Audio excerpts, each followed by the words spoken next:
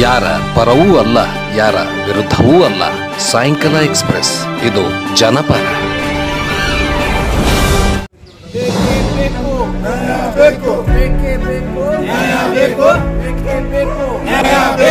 ಸರ್ಕಾರಿ ವೈದ್ಯಕೀಯ ಕಾಲೇಜು ಬೇಕೇ ಬೇಕು.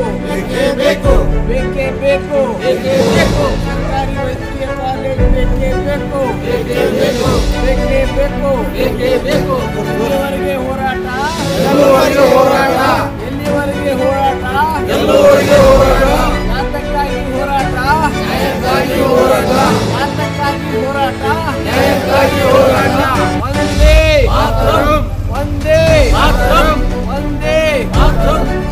बोलो भारत माता की जय। भारत माता की जय। 106 ದಿನಗಳ ಅಹೋರಾತ್ರಿಯಾಗಿ ಧರಣಿ ಕೂತಂತ ಎಲ್ಲ ಹೋರಾಟಗಾರರು, ಆ ಹೋರಾಟಗಾರರಿಗೆ ಇಡೀ ಜಿಲ್ಲೆ ಸಹಕರಿಸಿತ್ತು. ಎಲ್ಲ ಒಂದು 100-200ರಿಂದ ಸಂಘಗಳು ಅವರಿಗೆ ಸ್ಫೂರ್ತಿಯಾಗಿ ಸಪೋರ್ಟ್ ಮಾಡಿದ್ದು. ಮೊನ್ನೆ 1/1/2025 ಮೊನ್ನೆ ಉಸ್ತುವಾರಿ ಸಚಿವರ ಮನೆಗೆ ಹೋಗಿ ಸರ್ಕಾರಿ ವೈದ್ಯಕೀಯ ಕಾಲೇಜು ಮಾಡಬೇಕಂತೇಳಿ ಒಂದು ಮನವಿಯನ್ನು ತೆಗೆದುಕೊಂಡು ಹೋದಾಗ ನಮ್ಮ ಮುಗಳಕೋಡ ಮಠದ ಹತ್ತಿರ ಪೊಲೀಸರು ಏಕಾಏಕಿ ಬಂದು ಭಿನ್ನ ಅಂದ್ರೇನು ವಸ್ತ್ರ ಅವರ ಯೂನಿಫಾರ್ಮ್ ಇಲ್ಲದೆ ಸ್ವಾಮೀಜಿಯವರನ್ನು ತಳ್ಳಾಡಿದಾಗ ಸ್ವಾಮೀಜಿಯವರು ಒಂದೇನೋ ಅವರು ಪೊಲೀಸರು ಹೌದಲ್ಲ ಗೊತ್ತಿಲ್ಲ ಅಂತೇಳಿ ನನ್ನಾಗಿ ತಳ್ಳಾಡ್ತಿ ಅಂತೇಳಿ ಒಂದು ಕೈಯನ್ನು ಎತ್ತಿದ್ದಕ್ಕೆ ಪೊಲೀಸರು 109 ಕಲಂ ಅಂದ್ರೆ ಹಿಂದಿಂದ 307 ಅಂದ್ರೆ 307 ಅಂದ್ರೆ ಅಟೆಂಪ್ಟ್ ಮಾಡ್ರೆ. ಯಾಕಂದ್ರೆ ಒಬ್ಬ ಸ್ವಾಮೀಜಿಯವ್ರು ಅಟೆಂಪ್ಟ್ ಮಾಡ್ರ ಅಂದ್ರೆ ಹೆಂಗಂದ್ರೆ ಒಂದು ಯಾವರೇ ಮಾರಕ ವಸ್ತುಗಳನ್ನು ಅವ್ರು ಚಾಕುವರೆ ಇಲ್ಲಿ ಏನರ ಇಲ್ಲಿ ಹಿಡ್ಕೊಂಡಿದ್ರೆ ಅದಕ್ಕೆ 307 ಕಲಂ ಹಾಕ್ಲಿ. ಬರೀ ಅವ್ರು ತಳ್ಳಾಡಿದ ಯಾಕೆ ಪಾತ ಹಿಂಗೆ ಕಪಾಳಕ್ಕೆ ಮುಟ್ಟಿದ್ದ ಸಲುವಾಗಿ ಅವರನ್ನು 109 ಕಲಂ ಮತ್ತು 351 ನಾನ್ ಮೇಲೆ ಅಫೆನ್ಸ್ ಒಂದು 27 ಜನರ ಮೇಲೆ, ಅಲ್ಲಿ ಉಳಿದ ಜನ ಸಹಿತ ಅವ್ರು ಇಲ್ಲದೆಲ್ಲ ಇದ್ದಾರು ಹೆಣ್ಣು ಮಕ್ಕಳು ಸಹಿತ ಅವರಿಗೆ ಒಂದು ಫಿರ್ಯಾದಿಯನ್ನು ಬರ್ಕೊಂಡು ಅವ್ರ ಮೇಲೆ ಕಂಪ್ಲೇಂಟ್ ರಿಜಿಸ್ಟರ್ ಮಾಡಿ 6 ಮಂದಿ ಈಗಾಗಲೇ ಜೈಲಿನಲ್ಲಿ ಹಾಕಿದ್ದಾರೆ. ಅದರ ಸಲುವಾಗಿ ನಾವು ವಕೀಲರ ಸಂಘದ ಪೂರ ನಾವು ಅದಕ್ಕೆ ವಕೀಲ ಬೇಲ ಜಾಮೀನು ಹಾಕಲಿಕ್ಕೆ ನಾವು ಈ ಆಲ್ರೆಡಿ ಜಾಮೀನನ್ನು ಹಾಕಿದ್ದೀವಿ 6 ಮಂದಿ ರೆಗ್ಯುಲರ್ ಇದ್ದವರಿಗೆ. ಮತ್ತು ಇನ್ನುಳಿದ ಹೊರಗೆ 21 ಮಂದಿಗೆ ಸಹಿತ ಜಾಮೀನು ಅರ್ಜಿಯನ್ನು ಕೂಡ ಒಂದು 10-20 ಮಂದಿ ವಕೀಲರು ಸಹಿ ಮಾಡಿ ಜಿಲ್ಲಾ ಕೋರ್ಟ್ದಲ್ಲಿ ಅರ್ಜಿಯನ್ನು ಸಲ್ಲಿಸಿದೆವು. ಅದಕ್ಕೆ ಸರ್ಕಾರ ಇದನ್ನ PPP ಮಾಡಬೇಕು. PPP ಅಂದರೆ ಪಬ್ಲಿಕ್ ಪ್ರೈವೇಟ್ ಪಾರ್ಟ್ನರ್ಶಿಪ್. ಇದು ಅಂದ್ರೆ ಏನು ಸಾರ್ವಜನಿಕ ಪಾಲುದಾರಿಕೆ ಮಾಡಬೇಕಂತೇಳಿ ಇವರು ಅದನ್ನ ಸರ್ಕಾರಕ್ಕೆ ಇದು ಮಾಡಿದಾರು. ಅದಕ್ಕೆ ಮಾನ್ಯ ಮುಖ್ಯಮಂತ್ರಿ ಕೇಳ್ಕೋದು ಇಟ್ಟ ನಾವು.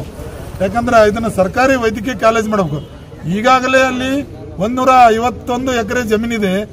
ಆಮೇಲೆ ಮೂಲಭೂತ ಸೌಕರ್ಯಗಳ ಅಂದ್ರೆ 630 ಬೆಡ್ಗಳಿದಾವೆ ಅಲ್ಲಿ ಸರ್ಕಾರಿ ಆಸ್ಪತ್ರೆಯಲ್ಲಿ. ಮತ್ತು ಸಾಕಷ್ಟು MRI ಸ್ಕ್ಯಾನಿಂಗ್ ಇದೆ, ಗೈನಕಾಲಜಿ ಇದೆ, ಸಾಕಷ್ಟು ಶಿಶು ವೈದ್ಯಕೀಯ ಎಲ್ಲ ಇದೆ. ಈ ಎಲ್ಲ ರೆಡಿಮೇಡ್ ಆದದನ್ನ ತಾವು PPP ಮುಖಾಂತರ ಮಾಡ್ಕೋಬೇಕಂತೇನ ಇವರು ಹೋರಾಟಗಾರನ್ನ ಟೆಂಟನ್ನು ಅದನ್ನ ಧ್ವಂಸಗೊಳಿಸಿ ಅದಕ್ಕೆ ಖಂಡನೆ ಅದ. ನಮ್ಮ ಟೆಂಟ್ ಧ್ವಂಸಗೊಳಿಸಿ ಅವ್ರನ್ನ ಹೋರಾಟಗಾರರಿಗೆ ಅಡೆತಡೆಯನ್ನು ತಡೆದು ಅವ್ರ ಮೇಲೆ ಕೇಸುಗಳನ್ನು ಹಾಕಿದಾರಲ್ಲ.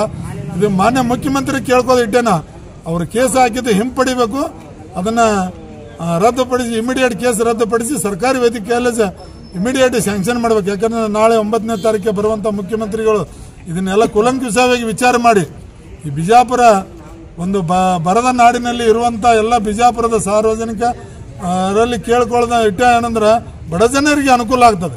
ಆ ಬಡ ಜನರ ಅನುಕೂಲ ಸಲುವಾಗಿ ನಾವು ವಕೀಲರ ಸಂಘದಿಂದ ನಾವೆಲ್ಲರೂ ವಕೀಲರು ವಿಚಾರ ಮಾಡಿ ಅವರಿಗೆ ಆ PPP ಕುತ್ತಾಗೂ ಸಹಿತ ಅವ್ರಿಗೆ ಸಪೋರ್ಟ್ ಮಾಡಿ ಬಂದಿದ್ದೆವು. ಮತ್ತು ಎಲ್ಲ ಸಂಘಗಳು ಸಪೋರ್ಟ್ ಮಾಡಿದ್ದಾರೆ. ಇದು ಅವರು ಕುತ್ತಂತ ಬಡ ಜನಗಳ ಏಟದಾರಂದ್ರೆ ಅಹೋರಾತ್ರಿ ಯಾರು ಕುಂದಿರ್ತಾರ್ರಿ 106 ದಿನ ಅವ್ರು ಸತತವಾಗಿ ಉಪವಾಸ ಕೂತಾರ. ಅವ್ರು ಏನು ತಮ್ಮ ಮನೆ ಸಲ ಕೂತಿಲ್ಲ. ಇಡೀ ಬಿಜಾಪುರ ಜಿಲ್ಲೆಗೆ ಬಡ ಜನರಿಗೆ ಕಡು ಬಡವರಿಗೆ ಅನುಕೂಲ ಆಗಲಿ, ಸರ್ಕಾರ ಕಾಲೇಜ್ ಆಗಲಿ, ಅದು ಸರ್ಕಾರ ಆಸ್ತಿ ಅದ 151 ಎಕರೆ ಅಂತ ಹೇಳಿದ್ರೆ ಇವರು ದೊಡ್ಡ ರಾಜಕಾರಣಿಗಳಾಗಿ ಉಸ್ತುವಾರಿಯಾಗಲಿ ಯಾರೇ ಆಗಲಿ ಇಮಿಡಿಯೇಟ್ ಇದನ್ನ ತಕ್ಷಣ ಗಣನೆ ತೆಗೆದುಕೊಂಡು ಮಾಡಬೇಕಾಗಿತ್ತು. ಮೊನ್ನೆ ಅವ್ರನ್ನ ಅಡೆತಡೆ ತಡೆದಕ್ಕೆ ಹೋಗುವಂಥವ್ರನ್ನ ಕೇಸ್ ಹಾಕಿ ಇದನ್ನ CM ಅವರು ಬರ್ತಾರಂತೇಳಿ ಇದನ್ನು ಉದ್ದೇಶವಾಗಿ ದುರುದ್ದೇಶ ಪರವಾಗ ಅವ್ರ ಮೇಲೆ ಅಪರಾಧ ಮಾಡಿದಾರೆ. ಆ ಕೇಸನ್ನು ಇಮಿಡಿಯೇಟ್ ಹಿಂಪಡಿಬೇಕಂತೇಳಿ ನಾವು ಈಗಾಗಲೇ ಮನವಿಯನ್ನು ಡಿ ಸಿ ಅವ್ರಿಗೆ ಕೊಟ್ಟಿದ್ದೇವೆ. ವಕೀಲರ ಸಂಘ ವಿಜಯಪುರ ಅಧ್ಯಕ್ಷರು DCP ಅವರು. PPP ವಿರೋಧಿಸಿ ಬೇಡವೇ ಬೇಡ, ಬೇಡ ಬೇಡವೇ ಬೇಡ, ಬೇಡವೇ ಬೇಡ, ಬೇಕೇ ಬೇಕು, ಬೇಕೇ ಬೇಕು, ಬೇಡವೇ ಬೇಡ, ಬೇಡವೇ ಬೇಡ, ಎಲ್ಲಿವರೆಗೆ ಹೋರಾಟ, ಯಾತಕ್ಕಾಗಿ ಹೋರಾಟ, ಒಂದೇ ಒಂದೇ बोलो भारत माता की जय, बोलो भारत माता की. ಮುಖ್ಯಮಂತ್ರಿ ಕರ್ನಾಟಕ ಸರ್ಕಾರ ಬೆಂಗಳೂರು ಜಿಲ್ಲಾಧಿಕಾರಿ ವಿಜಯಪುರ ಇವರ ಮೂಲಕ PPP ಹೋರಾಟಗಾರರನ್ನು ಬಂಧಿಸುವುದನ್ನು ಖಂಡಿಸಿ ಯಾವುದೇ ಕೇಸು ದಾಖಲು ಮಾಡದೆ ಹಿಂಪಡೆದು ಬಿಡುಗಡೆಗೊಳಿಸಿ ಹೋರಾಟಗಾರರಿಗೆ ವೇದಿಕೆ ಮರುಸ್ಥಾಪನೆ ಮಾಡುವ ಕುರಿತು ಮಾನ್ಯರೇ ಮೇಲ್ಕಾಣಿಸಿದ ವಿಷಯಕ್ಕೆ ಸಂಬಂಧಿಸಿದಂತೆ ಕಳೆದ 106 ದಿನಗಳಿಂದ ನಡೆಯುತ್ತಿರುವ PPP ಹೋರಾಟವನ್ನು ಇಲ್ಲಿರುವ ಜನಪ್ರತಿನಿಧಿಗಳು ಹಾಗೂ ಜಿಲ್ಲಾ ಉಸ್ತುವಾರಿ ಸಚಿವರು ಹಾಗೂ ರಾಜ್ಯದ ಮುಖ್ಯಮಂತ್ರಿಗಳು ತಲೆ ಕೆಡಿಸಿಕೊಳ್ಳದಿರುವ ಹಿನ್ನೆಲೆಯಲ್ಲಿ ದಿನಾಂಕ 1/1/2025 ಉಸ್ತುವಾರಿ MB ಪಾಟೀಲರಿಗೆ ಮನವಿ ಸಲ್ಲಿಸುವುದಕ್ಕಾಗಿ ಹೋರಾಟಗಾರರು ಮುಂಚಿತವಾಗಿ ಪೊಲೀಸ್ ಇಲಾಖೆಗೆ ತಿಳಿಸಿ ಶಾಂತಿಯುತವಾಗಿ ಹೋರಾಟ ಪ್ರಾರಂಭ ಮಾಡಿದ್ದರು. ಆದರೆ ಮುಂಚಿತವಾಗಿಯೇ ಪೊಲೀಸ್ ಇಲಾಖೆಯ ಅಧಿಕಾರಿಗಳು ತಮ್ಮ ತಂಡದೊಂದಿಗೆ ಏಕಾಏಕಿ ಯೂನಿಫಾರ್ಮ್ ಇಲ್ಲದೆ ಹೋರಾಟಗಾರರ ಮೇಲೆ ಆಕ್ರಮಣದ ರೀತಿ ಎಗರಿ ಅವರನ್ನು ತಳ್ಳಾಡಿ ಮೊಬೈಲ್ ಕಿತ್ತುಕೊಳ್ಳಲು ಹೋದಾಗ ಹೋರಾಟದಲ್ಲಿರುವ ಸ್ವಾಮೀಜಿಯವರು ಗಾಬರಿಗೊಂಡು ಮೊಬೈಲ್ ಕಿತ್ತುಕೊಳ್ಳಬೇಡಿ ಎಂದು ಬೇಡಿಕೊಂಡಾಗಲೂ ಕೇಳುತ್ತಿದ್ದಾಗ ಮತ್ತು ಅವರ ಕಾಲು ತುಳಿದಾಗ ಸಿಟ್ಟಿಗೇರಿದ ಸ್ವಾಮೀಜಿಯವರು ಕೈ ಬೀಸಿದ್ದಾರೆ. ಅವರು ಪೊಲೀಸ್ ಸಿಬ್ಬಂದಿ ಎಂದು ಗೊತ್ತು ಇರದ ಕಾರಣ ಈ ರೀತಿ ಗಾಬರಿ ಸಂದರ್ಭದಲ್ಲಿ ಆಗಿರಬಹುದು.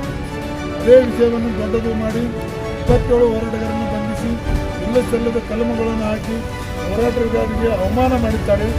ಈ ಹೋರಾಟವು ಸಾರ್ವಜನಿಕರಿಗೆ, ಬಡವರಿಗೆ, ರೈತರ ಮಕ್ಕಳಿಗೆ ಅನುಕೂಲವಾಗಲಿ ಎಂದು ಬಡವರ ಮಕ್ಕಳು ಕೂಡ ವೈದ್ಯಕೀಯ ಶಿಕ್ಷಣ ಪಡೆಯಲಿ ಎನ್ನುವ ಸದುದ್ದೇಶವಾಗಿದೆ. ಇದನ್ನು ಪರಿಗಣಿಸಿ ಕೂಡಲೇ ಎಲ್ಲ ಹೋರಾಟಗಾರರನ್ನು ಬಿಡುಗಡೆ ಮಾಡಬೇಕೆಂದು ಈ ಮೂಲಕ ಕೇಳಿಕೊಳ್ಳುತ್ತೇವೆ. ಇಲ್ಲವಾದಲ್ಲಿ ಈ ಹೋರಾಟವನ್ನು ಜಿಲ್ಲಾ ವ್ಯಾಪ್ತಿ ಆಗಿರುವುದರಲ್ಲಿ ಸಂಶಯವಿಲ್ಲ ಎಂದು ಈ ಮೂಲಕ ಎಲ್ಲ ಹೋರಾಟಗಾರರ ಪರವಾಗಿ ಹಾಗೂ ಎಲ್ಲ ಸಂಘಟನೆ ಪರವಾಗಿ ವಿನಂತಿಸಿಕೊಳ್ಳುತ್ತೇವೆ. ಅದೇ ರೀತಿ ಸರ್ಕಾರಿ ವೈದ್ಯಕೀಯ ಕಾಲೇಜು ಆಗುವವರೆಗೆ ಹೋರಾಟ ತೆರವುಗೊಳಿಸಿದ ಟೆಂಟನ್ನು ಹಾಕಿಕೊಡಬೇಕು. ಈ ಮೂಲಕ ನಾನು ಉಪ DC ಅವರಿಗೆ ಒಂದು ಮನವಿಯನ್ನು ಸಲ್ಲಿಸ್ತೀನಿ. ಸಂಘಟನೆ ಹೆಸರು ಹೇಳ್ರಿ. ಜಿಲ್ಲಾ ವಕೀಲರ ಸಂಘ ವಿಜಯಪುರ ಸಂಘದ ಅಧ್ಯಕ್ಷರು ಮತ್ತು ಸಂಘದ ಪದಾಧಿಕಾರಿಗಳು ಮತ್ತು ಸದಸ್ಯರೆಲ್ಲರೂ ಕೂಡಿ ಮನವಿಯನ್ನು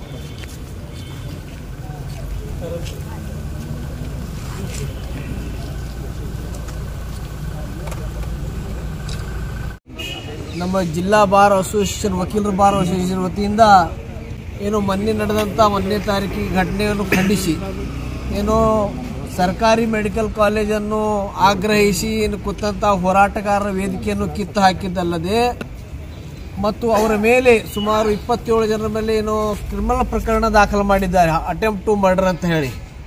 ಇದರಲ್ಲಿ ಯಾವುದೋ ಒಂದು ಮರ್ಡರ್ ಆಗುವಂಥ ಯಾವ ಒಂದು ಇದನ್ನ ಪ್ರಿಮೆನೇ ಇಲ್ಲ, ಆದರೂ ಸುಳ್ಳು ಕೇಸನ್ನು ದಾಖಲು ಮಾಡಿದ್ದಾರೆ.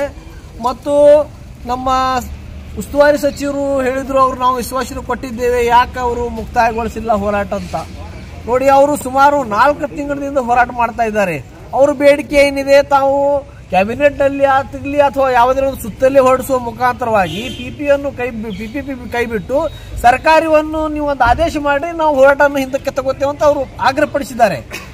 ತಾವು ಒಂದು ಯಾವುದೇ ಒಂದು ಇದಕ್ಕೆ ಬಿದ್ದು ತಾವು ಈ ಹೋರಾಟವನ್ನು ಹತ್ತಿಕ್ಕಬೇಕು, ಅವ್ರ ಮೇಲೆ ಕೇಸ್ ಪ್ರಕರಣ ಮಾಡಿದ್ರೆ ಇದು ಬಿಟ್ಟು ಬಿಡ್ತಾರಂತ ತಾವೇನು ಮಾಡಿದ್ದೀರಿ, ಇದು ಖಂಡನಾರ್ಹ. ಯಾಕಂತಂದರೆ ಹೋರಾಟ ಅನ್ನೋದು ಸಂವಿಧಾನಕ್ಕೆ ಹಕ್ಕು, ಇದು ಯಾರು ಸರ್ಕಾರದ ಕೊಟ್ಟಂತ ಹಕ್ಕಲ್ಲ. ಮತ್ತು ಯಾವುದೇ ಒಂದು ಪೊಲೀಸ್ ಇಲಾಖೆ ಆಗಲಿ ಸರ್ಕಾರ ಆಗಲಿ ಇದಕ್ಕೆ ತಡೆಯುವಂತ ಅಧಿಕಾರ ಇಲ್ಲ.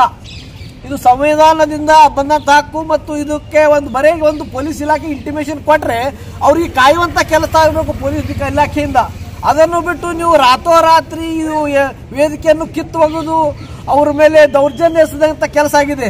ಅದಕ್ಕಲ್ಲೇ ನಾನು ನಮ್ಮ ಪೊಲೀಸ್ ವರಿಷ್ಠಾಧಿಕಾರಿಗಳಿಗೆ ಮತ್ತು ಜಿಲ್ಲಾಧಿಕಾರಿಗಳಿಗೆ ತಿಳಿಸುವುದೇನೆಂದ್ರೆ, ತಾವು ತತ್ಕ್ಷಣವಾಗಿ ಆ ವೇದಿಕೆಯನ್ನು ಸಿದ್ಧ ಮಾಡಿಕೊಡ್ರಿ. ಈ ಪ್ರಜಾಪ್ರಭುತ್ವ ವ್ಯವಸ್ಥೆ ಇದ್ದೀವಿ ಅಂತ ಪ್ರೂವ್ ಮಾಡಬೇಕಾದ್ರೆ ತಾವು ಅದು ವೇದಿಕೆ ಸಿದ್ಧ ಮಾಡಿಕೊಡ್ಬೇಕು.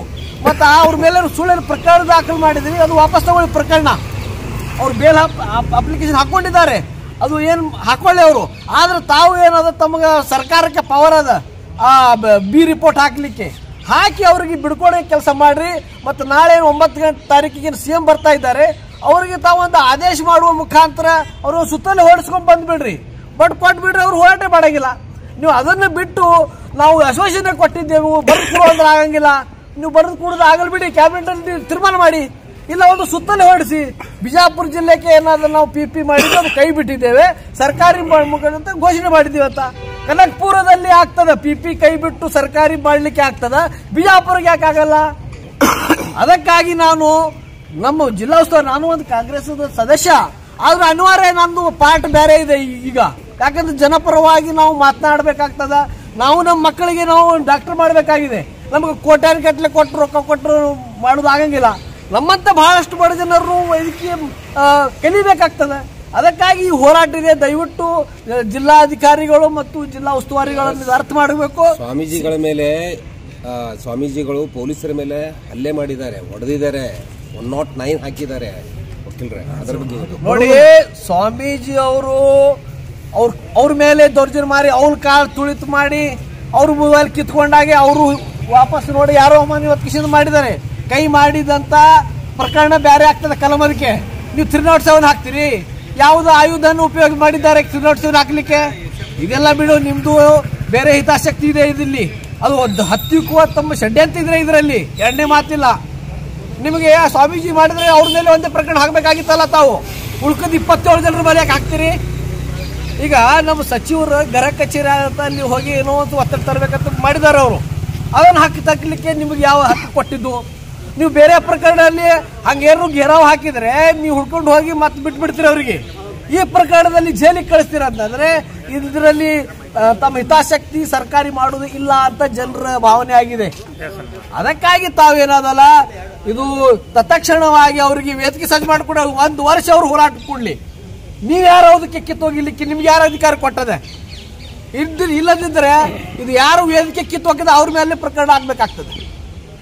ಬಹಳಷ್ಟು ಹಾದಿಗಿದೆ, ಬೇಡ ಇದಕ್ಕೆ ಸಂಘರ್ಷಕ್ಕೆ ಒಯ್ಯಬಾರ್ದು. ದಯವಿಟ್ಟು ಅದಕ್ಕೇನಾದ ತಾವು ಇದಕ್ಕೆ ಒಂದು ಅಂತ್ಯವನ್ನು ಹಾಡಬೇಕಂತ ನಾವು ಆಗ್ರಹ ಪಡಿಸ್ತಾ ಇದ್ದೇವೆ.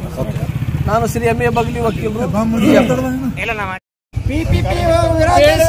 ಬೇಡವೇ ಬೇಡ, ಬೇಡವೇ ಬೇಡ, ಬೇಡವೇ ಬೇಡ, ಬೇಕೇ ಬೇಕು, ಬೇಕೇ ಬೇಕು, ಬೇಡವೇ ಬೇಡ, ಬೇಡವೇ ಬೇಡ. ಎಲ್ಲಿವರೆಗೆ ಹೋರಾಟ? ಯಾತಕ್ಕಾಗಿ ಹೋರಾಟ? ಒಂದೇ ಒಂದೇ.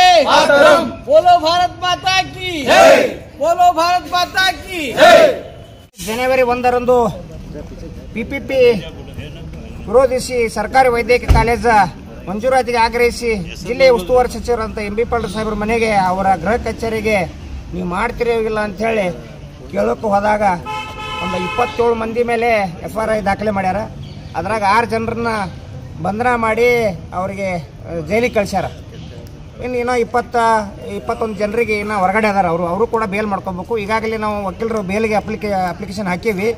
ಆದ್ರೆ ನಾನು ಸರ್ಕಾರಕ್ಕೆ ಅಥವಾ ಉಸ್ತುವಾರಿ ಸಚಿವರಿಗೆ ಏನು ತಮಗೆ ಹೇಳ್ತಾ ಇದ್ದಂದ್ರೆ, ನಮ್ಮ ಜಿಲ್ಲೆಗೆ ವೈದ್ಯಕೀಯ ಕಾಲೇಜ್ ಎದಕ್ಕೆ ಬೇಕು? ಇಲ್ಲಿ ಕಟ್ಟ ಕಡೆಯ ಬಡ ವಿದ್ಯಾರ್ಥಿಗೆ ಕೂಡ ಅನುಕೂಲ ಆಗಲಿ ಅಂತೇಳಿ ಸರ್ಕಾರ ವೈದ್ಯಕೀಯ ಕಾಲೇಜ್ ಬೇಕಂತೇಳಿ ನಾವು 106 ದಿನ ಆಯ್ತು ಹೋರಾಟ ಮಾಡೀವಿ.